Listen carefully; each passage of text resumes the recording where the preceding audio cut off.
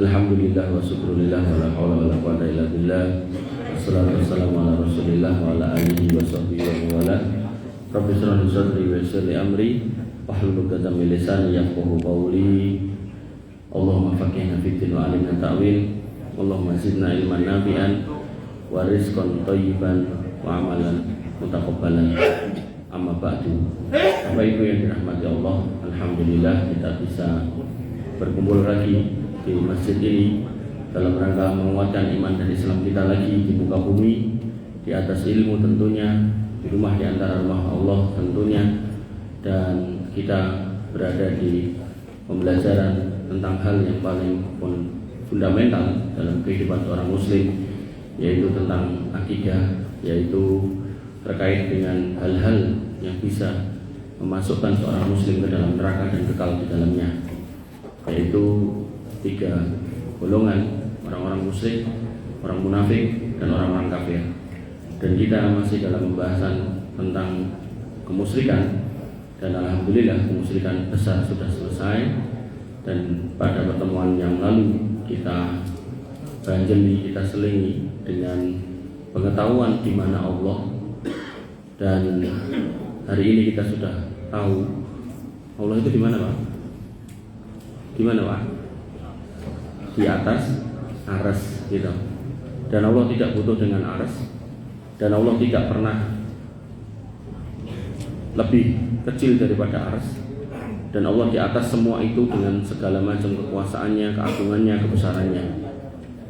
Nah, ketika kita sudah tahu bahwasanya Allah itu di sana, maka sekarang kita masuk ke syirik yang kecil. Senajan kecil, ini juga masih termasuk dosa besar. Bapak Ibu yang dirahmati oleh Allah Subhanahu wa taala. Nah, syirik kecil itu apa? Syirik kecil adalah segala perbuatan yang mengandung unsur kesyirikan namun tidak sampai mengeluarkan pelakunya dari Islam. Jadi kalau syirik besar itu bisa mengeluarkan pelakunya dari Islam.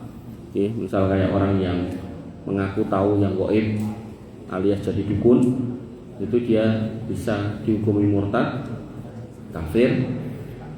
Maka orang-orang yang berbuat syirik kecil ini tidak sampai di level itu, tapi walaupun begitu, yang dilakukan sudah masuk dalam kategori dosa besar dan bisa menjadi jalan menuju syirik besar. Allah Subhanahu wa taala berfirman pada Quran surat An-Nisa ayat 48, "Innallaha la yaghfiru an yushraka bihi wa yaghfiru ma duna dzalika liman yasha' wa may yusyrik billahi faqad iftara isman 'azima." Sesungguhnya Allah tidak akan mengampuni dosa syirik, dan Dia mengampuni segala dosa selain syirik bagi siapa yang dikehendakinya. Barang siapa mempersekutukan Allah, maka sesungguhnya dia telah berbuat dosa yang besar. Ayat ini bisa bermakna dosa syirik kecil maupun besar. Syirik yang besar dan syirik yang kecil ketika dibawa sampai mati, maka dosanya tidak diampuni oleh Allah Subhanahu wa taala. Sehingga Ibnu Katsir mengatakan, "Innallaha la yaghfiru ay yushraka bih," ay la yaghfiru li 'abdi lagi yahu wa huwa musyriku bih. Maknanya bahwasanya Allah tidak akan mengampuni dosanya adalah ketika dia nanti mati tidak membersihkan dirinya dari dosa ini, maka dosa ini tidak akan diampuni. Nah, dalam konteks syirik kecil disebutkan beberapa contoh, misal bersumpah dengan nama selain Allah. Jadi ketika jenengan sudah paham kalau Allah itu di atas arsana, maha besar, maha agung, maha segala-galanya, maka ketika kita bersumpah, maka kita harus menyebut nama Allah. Dan orang yang sudah mengucapkan sumpah dengan menyebut nama Allah, dia wajib menepatinya. Kalau bohong, maka dia mendapatkan dosa besar, dan dosanya hanya bisa dihapus dengan menjalankan kafaroh sumpah. Nah, kafaroh sumpah itu apa? Yang pertama, memberikan makan 10 orang miskin. Yang kedua, memberikan pakaian, ini pilihan nih, memberikan pakaian 10 orang miskin. Atau kalau tidak bisa, maka pilihan yang ketiga, puasa 3 hari berturut-turut. Jadi ketika ada orang mengucap demi Allah kok bohong, maka dia harus menebus dosanya itu dengan melakukan tadi yang saya sebutkan. Nah itu tidak dilakukan, maka di akhirat nanti dia harus bertanggung jawab. Jadi pertobatannya seperti itu. Nah orang-orang yang sudah bersumpah di hadapan kita, kita harus ridho kecuali kita punya bukti yang menunjukkan sebaliknya. Makanya nanti kaedahnya yang menuduh wajib mendatangkan bukti, yang dituduh bisa menolak tuduhannya dengan bersumpah. Makanya ketika jenengan dituduh, Mas gelarmu dawa ijazahnya palsu, nah, gitu, atau kan dituduh. Maka yang nuduh harus datangkan bukti mundi, iki. Ya. Bukti datang toh, saya nggak terima, aku sekolah tenan kok. Nah, saya bilang demi Allah ini asli. Nah, nek palsu, saya siap mendapat laknat Allah di dunia sampai akhirat. Nah, saya udah ngomong gitu, yang nuduh harus berhenti, nggak boleh melanjutkan tuduhannya. Nggak usah sampai pengadilan. Gitu ya. Nah, artinya itu sebenarnya solusi paling gampang. Nah, tinggal saat niki, sing nuduh enek, lah sing dituduh wani ora sumpah gitu. Nah, ya mungkin mang tanglet toh, tonggo jenengan toh. Rawani, lan pun tanglet jenengan. Mang tanglet iki mawon. Oh ngono. Ya. Ngoten nggih. Jadi sebenarnya masalah itu nggak perlu berlarut-larut, gampang. Nek do paham syariat. Nah, tapi karena nggak paham gitu, akhirnya ya niku pokoke gitu. Nah, akhirnya malah padu ning TV ditonton wong sak Indonesia. Nah, Bapak Ibu dirahmati Allah, bersumpah nggih. Dados jenengan nggih sebagai seorang muslim bisa dan wajib menyebut nama Allah dalam bersumpah untuk menguatkan pernyataan jenengan. Nah, kenapa? Karena kita yakin Allah di atas sana melihat, dan kita tidak boleh main-main dengan menyebut nama Allah. Kemudian yang selanjutnya termasuk syirik kecil, yaitu riya dalam ibadah.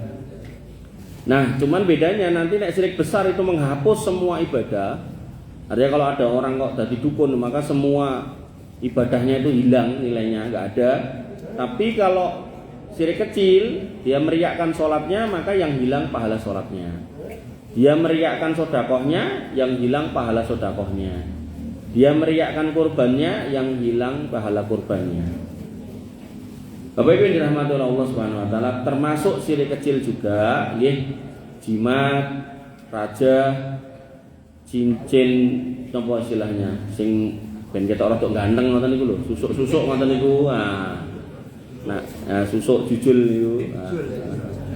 Itu masuk syirik kecil. Tapi senajan syirik kecil itu tetap dosa besar, ngoten nggih. Terus dosa kecil aja nggak boleh diremehkan, apalagi syirik kecil. Nah, Bapak Ibu yang dirahmati oleh Allah Subhanahu Wa Taala, saking bahayanya sampai Nabi niku pernah bercerita tentang Dajjal. Dajjal ku ngene. Para sahabat merekam. Akhirnya keluar lagi. Loh kok kira dorong ngalih ini. Ini loh, mendengar tadi kan cerita soal Dajjal. Kami itu di sini masih napa istilahnya? Nutuke cerita, nutuke pembahasan gitu. Kok nek ngene piye, nek ngono piye gitu, kira-kira ngoten. Nutuke jagongan. Kata Nabi, ahwafu ma akhafu alaikum syirkul asghar.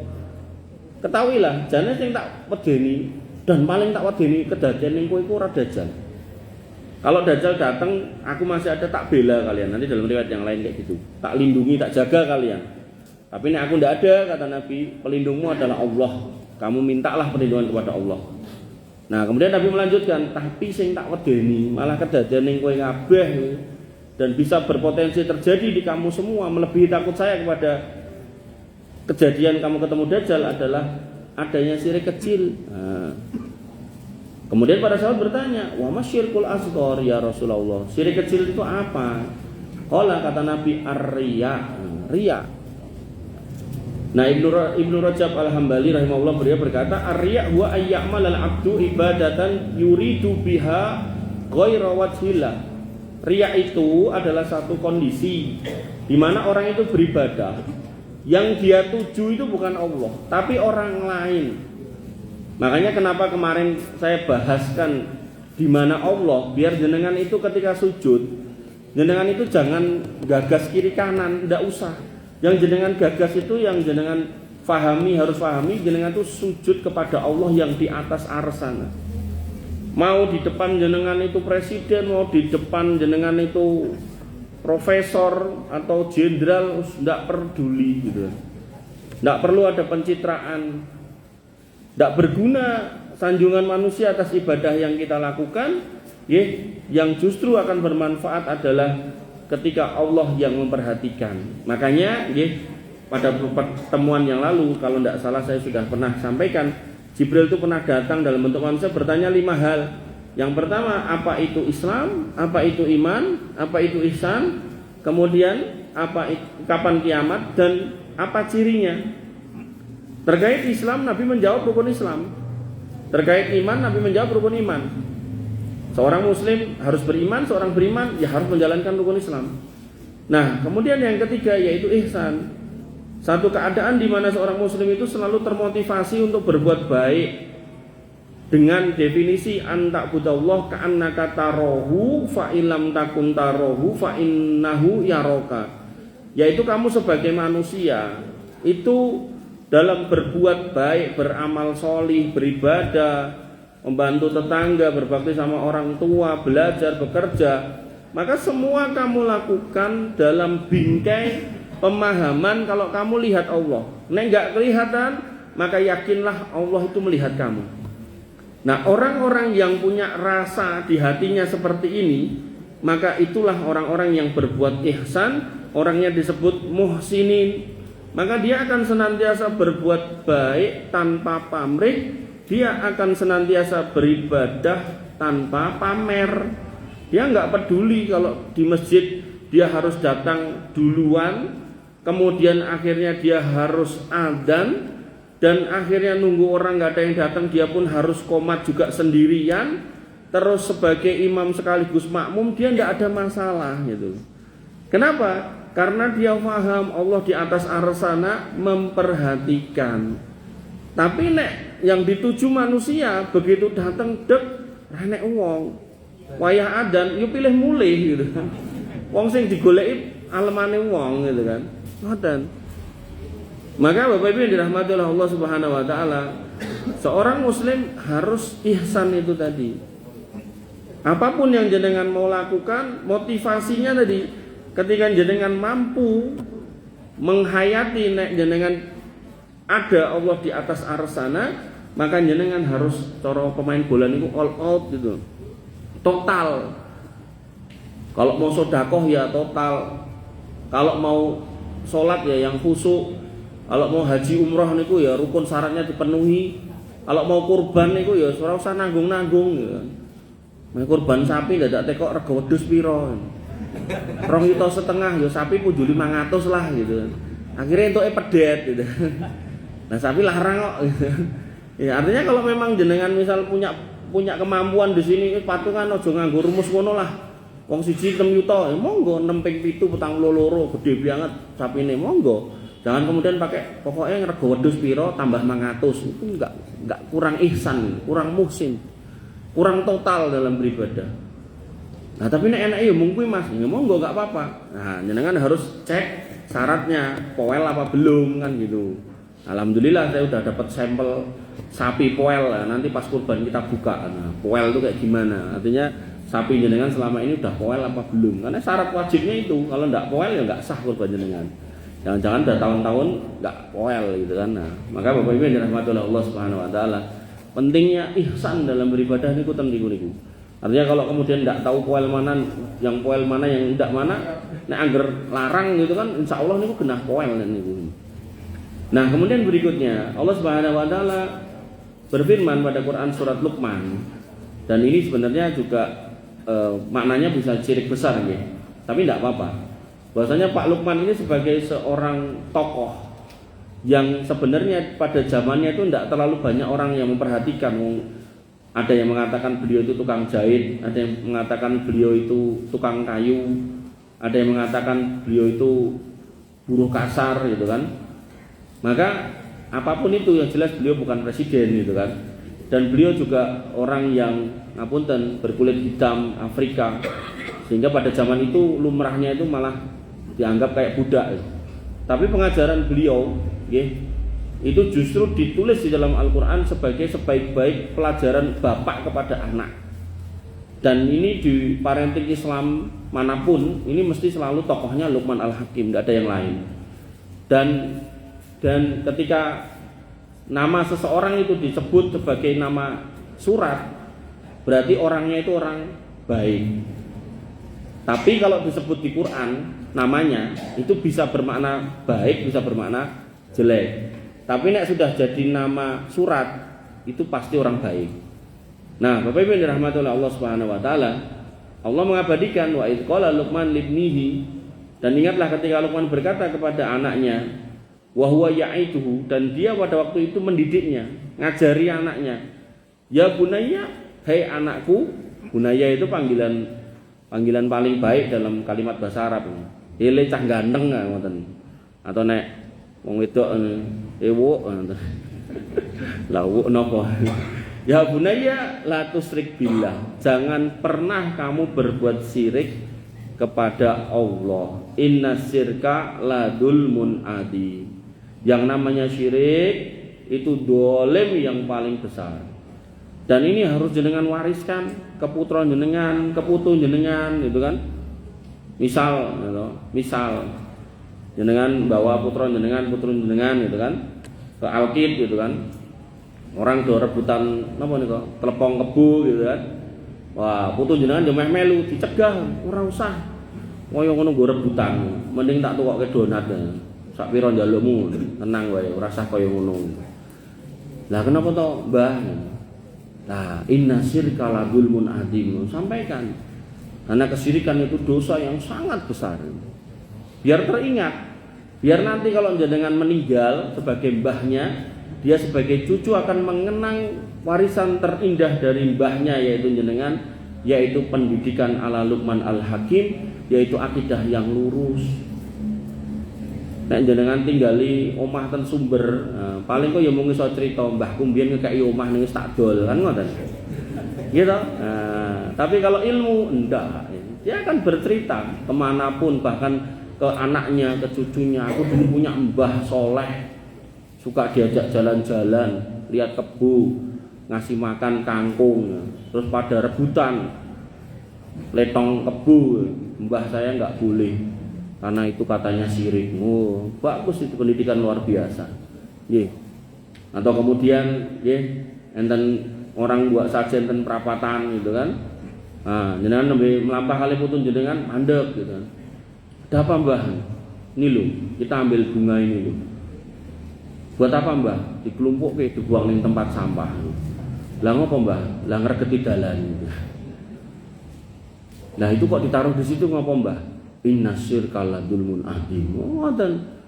Biar nanti dia itu jalan kemana-mana ada lihat kayak gitu dikelompok dibuang ke tempat sampah. Karena tidak ada kebaikannya ketika suatu negeri, suatu kampung masih seperti itu. Kenapa? Nah ini, antumul fuqara ilallah. Allah itu maha besar di aras sana dan kita orang-orang fakir di bawah sini. Lah kok malah menduakan terus meh golek nopo wah itu. Tidak ada sebab. Bahkan ketika kita kaya pun kita nggak mau disebut miskin. Miskin itu terus punya penghasilan, punya kerjaan, ning kurang dari kebutuhan. Seseorang sudah kerja hasilnya 5 juta, kok anaknya ada 25 gitu kan. Butuh duit sebulan 15 juta, minus 10 toh, itu orang miskin Pak, senajan gajinya 5 juta Pak. Nah, apalagi sugih kaya Ahmad Sahroni gitu kan, turah-turah duitnya, tapi di mata Allah tetap antumul fuqara ilallah, kowe kabeh wong fakir, ndak ada. Bahkan Allah pun nggak nyebut kita miskin tapi fakir. Fakir itu lebih parah gitu. Jadi fakir itu orang ndak punya kerjaan, ning yo ndek kebutuhan. Entah banyak entah dikit, pokoknya dia ndak punya penghasilan. Entah karena emang ndak punya kerjaan, entah nggak bisa kerja, pokoknya dia nol pemasukannya. Pengeluarannya ada, punya istri, punya anak. Itu orang fakir. Nah, kita sekaya apapun, sehebat apapun, sepintar apapun, setinggi apapun derajat kita di dunia, Allah menyebut kita fuqara. Kenapa? Lah kita itu kecil banget. Nah, jangan masih ingat kursi Allah dibandingkan semua yang di bawahnya kayak cincin di tengah padang pasir. Kursi Allah yang padang pasir, kita bagian kecil di dalam cincin itu, cuilik banget. Apalagi dibandingkan arsnya, ars dibandingkan kursi ini kayak cincin di tengah padang pasir. Ars Allah padang pasir, kursi Allah itu cincinnya. Lalu kita tambah kecil lagi. Kayak gitu kok yo, kemaki ini piye Mas? Tadi itu berbuat kesyirikan. Songong, kemelindi ya. Jangankan kok kepada Allah nggih. Kita kepada pasangan kita pokoknya I love you full, tapi kok nek mlaku lirak-lirik, lah ya genah niku mengke kon turu njaba gitu toh. Maka manusia aja bisa membalas loh kedoliman kita, apalagi Allah Subhanahu wa taala. Makanya innasyirka la dzulmun adzim, itu kalau kita hayati dengan membayangkan Allah sedemikian besar di arsy sana, yang mana Allah nanti disebutkan di dalam beberapa riwayat itu akan menggulung semua langit itu dengan satu tangan kanannya. Nah, selesai sudah kita Pak gitu. Makanya kita nggak bisa lari kemana-mana, nggak bisa kita. Bapak Ibu yang dirahmati oleh Allah Subhanahu Wa Taala, saya tadi mengatakan inna syirka ladulmun adim ay huwa a'damu anwa'id dzulm. Bahwasanya syirik itu nggih di antara semua bentuk kedoliman itu yang paling besar. Sehingga seorang muslim harus benar-benar lari dari situ dan menjaga keluarganya serta masyarakatnya dari hal seperti itu. Makanya kalau di kampung-kampung kita masih ada, itu PR jenengan. Saya menyampaikan di sini, jenengan mengaplikasikan. Apalagi jenengan Pak RT, Pak RW, maka amar ma'ruf nahi mungkar yang paling besar itu niku. Membersihkan kampung-kampung kita dari berbagai bentuk kesyirikan. Kenapa? Allah punya janji. Walau amanu ahlul qura wattaqau la fatahna alaihim barakatin minas sama'i wal ard. Kalau kiranya penduduk satu negeri itu amanu, beriman, yang berarti tidak berbuat kesyirikan, wattaqau, bertakwa. Indikasinya gampang, waktu sholat itu. Kemudian yang putri pakai jilbab gitu kan. La fatahna alaihim barakatin minas sama'i wal ard. Maka akan kami bukakan keberkahan dari langit dan bumi. Makanya kalau kemudian di kampung sini, kelurahan Sumber sini misal, bener-bener kesyirikan itu bisa nol gitu kan. Barangkali loh jenengan duduk pondasi sing metu emas permata loh, gak ada yang tahu gitu. Mungkin nek medal niku mboten sah lapor kula gitu. Mang mendel mawon itu. Nanti tinggal secara syariat jenengan mengeluarkan zakatnya 20%. Nah, udah itu aja. Nek jenengan lapor mah ra itu apa-apa. Jiko gitu kan. Bapak Ibu yang dirahmati oleh Allah Subhanahu wa taala, Ibnu Qayyim mengatakan kalimat yang sama, fasyirku adlamuddul. Yang namanya kesyirikan itu adalah kedoliman yang paling dolim, kejahatan yang paling jahat, sebuah kondisi manusia ini berkhianat dengan pengkhianatan yang paling parah. Jadi pengkhianat itu gitu. Kenapa? Wa ma khalaqtul jinna wal insa illa liya'budun. Kalian itu loh tak ciptakan untuk beribadah. Nanti tafsirnya liya'budun itu liwahidun, untuk mengesahkan aku kata Allah. Tapi kok malah duakan. Nah, disitulah di sini dikatakan oleh Ibnu Qayyim adlamud dzulm, kedoliman yang paling dolim. Ibnu Hajar Al-Asqalani punya kalimat yang mirip, as-shaghir minasyirki akbaru minal kabir minal ma'asi. Jadi dosa besar selain syirik, misal kayak mabuk, mencuri, berzina, itu menurut Ibnu Hajar Al-Asqalani itu dosanya enggak lebih besar daripada orang berbuat syirik senajan syirik kecil.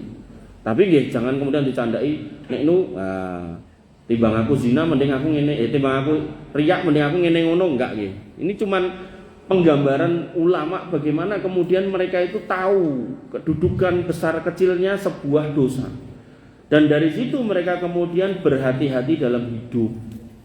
Makanya Bapak Ibu yang dirahmati oleh Allah Subhanahu wa taala, orang itu kalau sudah seneng riak, pencitraan, rugi banget.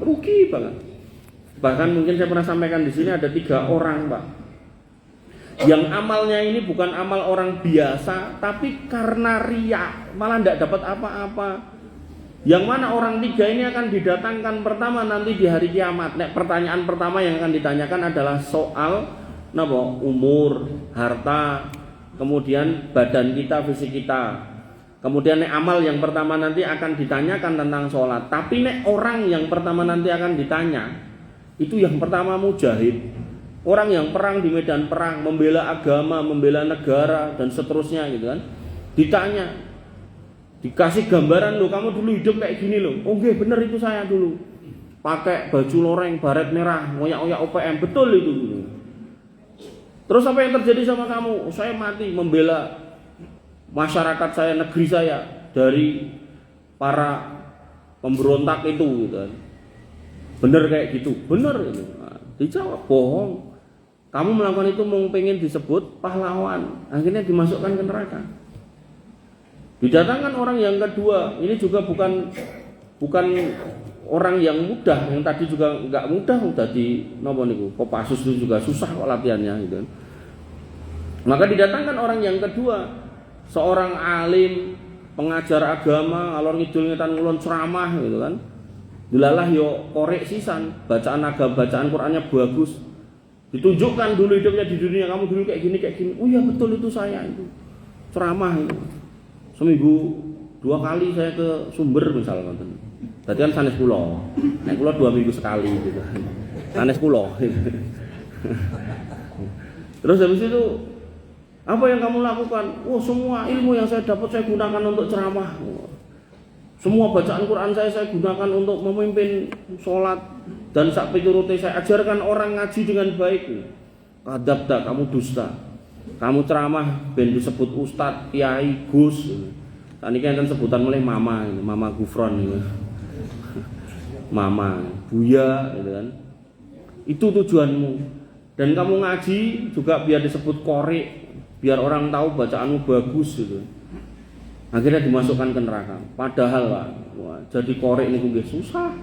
Jadi pengajar agama niku nggih bukan perkara mudah gitu kan. Sia-sia. Artinya profesi yang sulit itu justru menjadi sia-sia.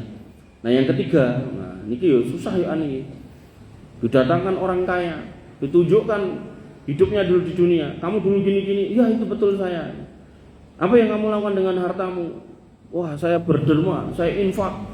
Asal ada proposal datang cair semua. Tidak ada yang tak tolak gitu. Apalagi nek dari Masjid Taqwa, turah-turah pokoknya. Nek perlu ceknya tak kon nyuwek dhewe gitu kan. Ya ini mboten dugi niku. Bener kayak gitu, bener. Kadabta, dusta. Kamu kayak gitu hanya agar ayyukola laka jawadun, agar kamu disebut orang yang dermawan. Padahal susah loh itu. Untuk berderma menjadi dermawan kan harus punya duit. Duitnya berarti harus kaya gitu. Nek ampun dicandai, nek ngono tak aku tak pelit wae, ngono nek proposal ra tak kei, ampun nggih. Jadi kita tetap diminta untuk menjadi tadi pejuang kalau memang mampu, atau dai kalau memang mampu, jadi korek kalau memang mampu, atau orang yang berderma kalau memang sanggup. Tapi nah itu tadi loh. Nawa itu yang jelek untuk cari citra, cari penyebutan itu kita tinggalkan. Jangan sampai itu dilanggengkan. Sehingga yang kemarin-kemarin sudah pernah melakukan itu sudah insya Allah fix nggak akan jenengan dapati nanti di akhirat pahalanya, hilang. Maka tinggal di sisa waktu yang ada ini kita perbaiki. Weh, pokoknya aku enek koncoku apa ora aku mangkat ngaji. Engko ketemu karo si kaya apa ora aku pokoknya ning masjid gitu. Kadang ada orang nggak pernah ngetok ning masjid, begitu ditanya, "Weh, kok tumben?" "Oh, aku meh ketemu kae lho." "Lah ngopo?" "Lah dhek ndek utang kok ngono." Dadi mangkate niate nagih utang gitu. Delalah sing digoleki nggih mboten enten gitu kan. Ah ya wis. Terus enten meleh, Pak. Enten meleh, piyae niku kula nggih kadang wonge alasan yo enek wae gitu. Pun sepuh, pensiunan pun sepuh gitu kan. Sing jelas mboten pensiunan lurah gitu kan. Sekolah ten Paris gitu kan. Sekolah ten Paris. Niku nek ngobrol kalih kula niku betah suwe. Ngobrol kalih kula betah suwe. Tapi nek ning masjid moh gitu. Alasannya napa? Beser. Padahal nek ngobrol kalih kula iki yo ora tau beser iki. Alasannya beser. Akhirnya napa? Yo beser tenan mengke hari-hari. Makanya Bapak Ibu yang dirahmati Allah, nek memang jenengan berat untuk ke masjid ya ndak usah nyari alasan. Karena kalau ada alasan yang dibuat-buat, khawatirnya niku malah kejadian. Karena ana idadoni abdibi. Kata Allah dalam hadis qudsi, aku sesuai dengan prasangka hambaku. Lan jenengan dikai sehat kok ngomong loro, ya nek loro tenan piye gitu. Makanya Bapak Ibu yang dirahmati Allah Subhanahu wa taala, Nggih. Maka nggih dalam konteks pencitraan ini nggih, mari kita perbaiki sama-sama. Ya saya juga jenengan iya, semuanya bareng-bareng dan kita ndak usah saling tuding, saling tunjuk, ya semua introspeksi masing-masing. Udah gitu aja. Kemudian disebutkan dalam sebuah hadis yang lain tentang bagaimana kondisi orang-orang yang berbuat riya tadi di akhirat. Nabi SAW bersabda, "Inna akhwafa ma akhafu alaikum syirkul asghar." Bahwasanya yang aku takutkan terjadi sama kalian itu adalah syirik kecil. Qalu wa masyirkul asghar, apa itu syirik kecil itu? Kata Nabi, ar-riya, yaitu riya, yaqulullahu azza wa jalla lahum yaumal qiyamah.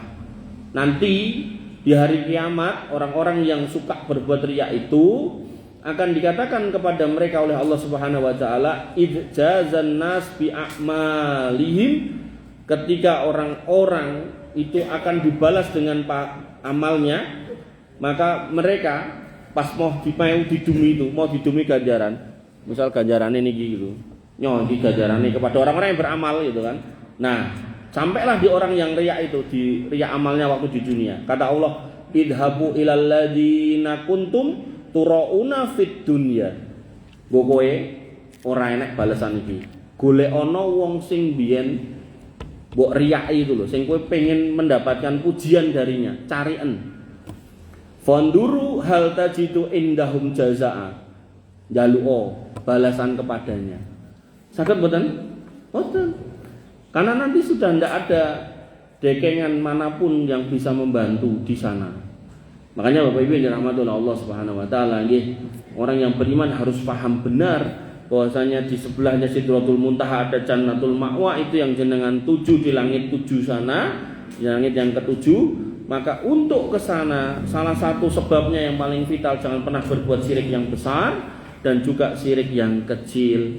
Karena kalau dua hal ini sampai dilanggar, maka berat konsekuensinya. Jenengan disuruh nyari ganjaran sendiri.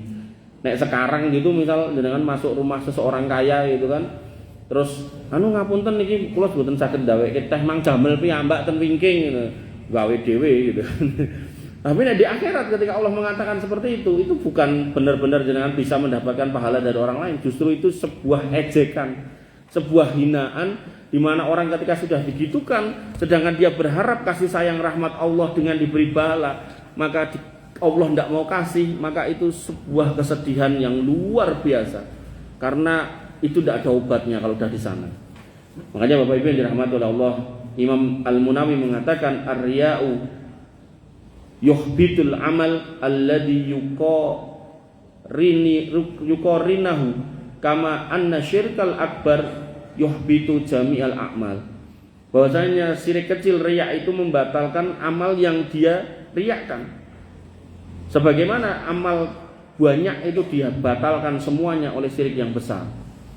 Makanya Bapak Ibu dirahmati oleh Allah Subhanahu wa taala, sebagaimana tadi saya singgung, Nabi bersabda, ala ukhbirukum bima huwa akhwafu alaikum indi minal masih dajjal. Maukah kalian aku beritahu tentang sesuatu yang lebih aku takutkan terjadi sama kalian, melebihi takutku kalau kamu ketemu dengan dajjal. Artinya Nabi itu menganggap biasa nek kamu ketemu dajjal itu bukan hal yang besar, tenang aja. Karena iman kamu fasbutu, iman kamu itu akan menyelamatkan. Nah, tapi yang terjadi urusan satu ini loh. Ini benar-benar susah gitu. Yaitu asyirkul khafi, syirik yang tersembunyi. Beliau kemudian mencontohkan yakumur rajulu fayusolli. Ada orang yang mau sholat berdiri, fayuzayyinu sholatahu lima yara min nadri rajulin. Biasa jane sholatnya biasa, tapi begitu ada yang menggatekkan, konconya datang sebelahnya, wes beda sholatnya, Allahu Akbar, wah, koyo piye gitu kan. Tangannya ndaplang nyampluk wong. Nah, maka Bapak Ibu yang dirahmati oleh Allah Subhanahu wa taala, yang seperti itu nggih, jangan sampai terjadi sama diri kita. Mau ngarep infak 2000 dadak difoto diupload ning status WA gitu. Astagfirullah, ngopo gitu kan. Jangankan kok 2000 yuta bismillah meneng-meneng gitu kan, temoni bendaharanya, kasih Pak Bendahara, bismillah ini infak keluarga saya. Alhamdulillah nggih nek hamba Allah nggih boleh. Tapi nek ngelungke pripun ngomong nggih. Nek hamba Allah ngoten ngelungkene pripun. Ya nanti nek dilaporkan bilang aja hamba Allah, tapi kan tetap ketemu orangnya. Alhamdulillah dapat gusuran tanah mana gitu kan. Makanya Bapak Ibu dirahmati oleh Allah Subhanahu wa taala, seorang muslim harus hati-hati dari sirik-sirik kecil tadi, jangan sampai jatuh di situ. Dan sirik kecil ini kemudian berpotensi merusak ibadah, padahal kita diperintahkan dalam beribadah itu ikhlas. Wa ma umiru illa liya'budullaha mukhlishina lahuddin. Dan tidaklah kamu itu diperintahkan dalam hal beribadah menyembah Allah itu ikhlas. Ikhlas seikhlas-ikhlasnya. Makanya nanti gabungan lanjutan ayatnya, wa ma umiru illa liya'budullaha mukhlishina lahuddin hunafa. Itu agama yang lurus itu seperti itu. Dicirikan apa? Yuqimus shalah wa yu'tuz zakah wa dzalika dinul qayyimah. Dia kalau sholat, dia kalau zakat. Berarti dua amal yang sifatnya vertikal dan horizontal. Maka dia melandasinya dengan ikhlas. Sholat yo ikhlas, sedekah nggih ikhlas. Jangan sholatnya ikhlas, sedekah enggak ikhlas, atau sedekah ikhlas, sholat enggak ikhlas. Enggak, ikhlas semuanya. Wa dzalika dinul qayyimah, dan itu agama yang lurus, agama yang benar-benar betul itu gitu. Nah, kemudian pada kelanjutan ayatnya Bapak Ibu dirahmati oleh Allah, Allah menyebutkan orang-orang yang gagal. Sinten innalladzina kafaru min ahlil kitab wal musyrikin. Nah, masuk di situ. Sesungguhnya orang-orang yang kafir dari kalangan ahli kitab karena sombongnya tadi, wal musyrikin, dan orang-orang musyrik karena menduanya kepada Allah tadi, finari jahannam khalidina fiha, masuk neraka kekal. Ulaika hum syarrul bariyah, itulah ciptaan yang paling jelek. Kenapa paling jelek? Karena kita dicipta untuk beribadah, lah kok malah menentang yang mencipta. Ibaratnya ngeten, jenengan punya karyawan, nyata-nyata setiap bulan jenengan yang gaji, kan nunggu toko jenengan misal gitu. Nah, lah kok tiba-tiba dia niku ketangkep basah, bukan nunggu toko jenengan, neng nunggu tokone tanggane. Nah, tentu kita sebagai majikan atau pimpinan kita akan katakan, loh, lah kowe iki kerja karo aku sing gaji aku kok kowe malah njogo tokone kono. Lah soalnya kula nek njogo jenengan niku kula piyambakan, enten niku enten kancane, pun ngoten ayu meneh gitu. Ya wis nek mulai sesuk rasa kerja karo aku gitu. Pindah kono wae gitu. Lah itu nek toko kali toko jek saged dikatakan pindah kono lah. Nah, kalau di dunia jenengan kan pindah-pindah ten pundi gitu. Terus di akhirat jenengan menyasar surga tapi gagal karena mendua. Ora enek nggon ning surga dienggo wong musyrik, wong kafir ora enek itu. Nah, kita mau kemana? Pilihannya cuma kebalikannya, yaitu neraka. Makanya Bapak Ibu yang dirahmati oleh Allah Subhanahu wa taala, ayat berikutnya innalladzina amanu wa amilus sholihat ulaika hum khairul bariyah. Beriman, amal soleh yang dihiasi dengan ihsan, itulah orang-orang yang terbaik. Dan balasannya jazaohum inda rabbihim jannatu adnin tajri min tahtihal anhar. Disiapkan surga jannatul ma'wa sesuai tingkatannya, jenengan nanti dimasukkan di sana. Di bawahnya mengalir sungai-sungai, sungainya 4, sungai susu yang tidak pernah mambu, sungai air putih yang tidak pernah terkontaminasi, sungai madu yang tidak pernah palsu, dan sungai ciu yang enak dan tidak memabukkan. Jenengan unjuk boleh, ambyur nggih hangsal. Nek diuyup ketoke kurang marem, sluluk nggih entuk gitu. Nah, lah engko pipis Mas, ten mriku pun mboten enten orang pipis BAB, mboten enten. Wih, nafsu ada no, Pak? Ada. Jadi nafsu, ngomongin nafsu, Pak Lurah ngomongin nafsu ya gitu. Apa cek kuat lagi? Jadi laki-laki ini kok nek ten mriku niku dikasih nafsu 100 kali lipat dibanding jenengan di dunia. Oh. Wah, Pak Singgih remen sekali niku. Menarik. Nah, dan untuk wanita itu sama dengan yang di dunia, berarti 1:100. Nek 1:1 aja jenengan ning donya sok-sok luput, nanti kejer-kejer gitu kan. Nah, ten akhirat ben boten kejer-kejer ya, maka enten cadangannya namanya bidadari. Tapi enten nih, ketika pripun? Bidadari kan konotasinya yang laki-laki, kalau yang putri siapa? Lah niki wau. Jadi ketika kita berpasangan di dunia dengan istri kita, nanti dipertemukan di sana dengan pasangan terakhir untuk perempuan.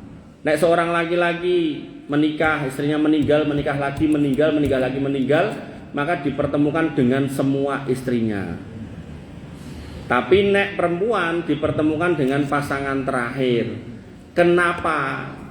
Karena kaidah bahwasanya seorang perempuan hanya bisa dimasuki oleh satu orang laki-laki di dunia berlaku, di akhirat juga seperti itu. Nah, perbedaannya laki-laki nanti diberikan nafsu 100 kali lipat, perempuan 1 kali. Terjadi perbandingan 1:100 sehingga muncul gap jomplang. Nah, biar tidak ada yang gelo, karena di surga tidak ada lagi orang gelo. Nah, ning donya disemayani biasa gitu kan. Gah, itu yang paling sepakat semua. Nah, kesel. Nah, maka ada cadangannya namanya bidadari. Tapi nih, ketika jenengan sedang berhadapan dengan pasangan jenengan di dunia yang sama-sama masuk surga, nek ten donya rawani nglirik wong liya mergo wedi karo bojone. Nek ten mriku mboten, mergo garwa jenengan itu berkali-kali lipat lebih cantik daripada bidadari surga. Sehingga jenengan tetap akan condong kepada istri di dunia. Nek istrinya ada di dekatnya, tapi karena sama-sama di surga, niki rada do sithik ra apa nggih. Timbang jenengan mungkin dimpen-impenke ngomong karo garwane kleru-kleru ya toh. Nah, tapi karena di surga semua punya hak yang sama, ya toh, garwan jenengan yo punya hak untuk menikmati surga, berlari-lari ngejar kupu-kupu, terbang. Napa ngoyak burung misal atau berenang di sungai susu, dia yo pengen menikmati itu. Maka ketika jenengan ditinggalkannya untuk menikmati surga, nah jenengan kan dhewean. Nah, disitulah jenengan ditambahi bidadari surga sebagai napa cadangan. Cara ban niku mobil niku roda cadangan serepnya, ngoten lho. Ngoten. Sehingga pertanyaannya, apa ya masih perlu seorang wanita dunia yang masuk surga itu perlu bidadara? Jawabannya perlu napa mboten, Bu? Perlu. Mboten. Soale napa? Lah wong ping 100 lho sing lanang lho, sing garwa jenengane ping 100 gitu. Sampai jenengan niku kewalahan ning yo jenengan pengen mlaku-mlaku. Jadi sudah ndak perlu. Maka pada hakikatnya sebenarnya hukum itu kalau mau dipakai di dunia, umpami Bu, jenengan niku pokoke bojoku rentuk kawin meneh. Ning donya iki ya mung aku bojone. Niku nek jenengan ngangge kaidah itu tadi yang rumus di akhirat jenengan bawa ke dunia bisa. Carane pripun? Mang titeni garwa jenengan niku nek seminggu napa sewulan niku butuhe ping pinten? Misal Pak Singgih seminggu ping 3, ping 4 12, gitu. Nah niku Bu Singgih rawuh mboten mriku? Wonten. Nah, niku gampang nek Pak Singgih ben ora nglirik liyane. Niku sing 12 niku mau sewulan niku mau mang ping 100. Jadi rasa dadak ngenteni dijaluk Pak Singgih ping 12 niku dipingke 100 langsung. Mungkin lah Pak Singgih pun ndek-ndek kalkualahan. Wis ora gagas liyane. Heeh. Jadi nek dadak 12 we mung keturutan 6 ya wis akhirnya kepikiran rondo anyaran kae ya ngoten. Tapi nek misal Bu Singgih sudah meniteni, wah iki bojoku sewulan ping 12. Rinciannya seminggu ping 3, ping 4, nah ketemune 12 terus dipingke 100. Malah ditambah sithik wis trimo. Nah niku genah niku wong lanang niku pe jaler niku wis genah ra bakalan lirik sinten-sinten. Ngoten niku rumus niku saestu. Tapi nek wau kebutuhane 12 kok mung dikeki ping 3, ping 2 gitu kan. Ya wis klemun-klemun nih. Nggih, ngoten nggih. Pun nggih, enten melih sing ajeng ngejak rame. Bapak Ibu yang dirahmati oleh Allah Subhanahu wa taala, mbok pilih niki yang bisa saya sampaikan nggih, intinya poinnya nggih. Insyaallah nanti kita lanjutkan tentang kekafiran, kemunafikan. Saya mau closing aja. bab tentang syirik besar, syirik kecil sudah kita sampaikan. Ya, di situ adalah dosa besar yang paling besar yang kita sebagai seorang muslim harus setia kepada Allah Subhanahu wa taala, tidak boleh mendua baik dalam koridor syirik besar itu tidak boleh, syirik kecil aja tidak boleh apalagi yang besar. Maka monggo kita perbaiki, kita introspeksi diri kita, keluarga kita. Jangan sampai kita punya cerita kejelekan yaitu syirik kecil maupun besar ini yang nanti kita berharap pahala besar dari amal hidup kita ternyata enggak jadi karena kita melanggengkan dosa satu ini loh. Dan kita sudah membahas setahun luweh itu menunjukkan bagaimana itu perlu penjabaran yang panjang dan harapannya benar-benar dengan memahami itu. Benar-benar itu harus menjadi bentuk dosa yang jenengan harus takut. Jangan sampai nyobo-nyobo ngicip-icip, jangan. Misalnya mungkin enten rencane masih nggih iki dompetku ilang kancane aku ning Mbah Atoh. Sorak Mbah Atoh. Enek mbahku kae nek gelem. Jadi ndak usah sing aneh-aneh ngoten niku. Coba langsung ditolak aja. Ndak usah kemudian pekewuh, pokoke no. Nah, golek wong pinter sing asine ra pinter, golek wong paranormal sing asine ra normal, ndak usah dicoba-coba apalagi sudah sepuh, sudah purna, tinggal nunggu antrian gitu. Nomor urut pinten Pak Singgih? Ini kita sudah tidak tahu cerita kapan kita akan berakhir di sini, bisa sewaktu-waktu, maka jangan sampai nyoba-nyoba dosa yang itu. Nek dosa-dosa yang lain, bukan berarti saya membolehkan nyoba, maksudnya nek dosa-dosa yang lain itu Allah mudah untuk mengampunkan, tapi nek yang ini nih yang kalau dibawa matinya Allah, masya Allah, naudzubillah, Allah tidak akan mau. Mbok misal ngapunten sing mara mriku jenggote dawa kaya kula ora kanggo ora enek. Kalau yang dibawa itu udah dosa kesyirikan, tidak bisa. Makanya ini yang harus kita hayati benar. Jangan coba-coba kalau masalah kesyirikan. Saya cuma bisa menasihati dan sisanya adalah panjenengan. Qul rabbi Allah sumastaqim, maka kita ucapkan Rabb kita adalah Allah dan kita istiqomah di atas jalan ini. Mungkin ini yang bisa saya sampaikan. Kurang lebihnya saya mohon maaf. Walakum minkum subhanakallahumma bihamdika asyhadu an la ilaha illa anta astaghfiruka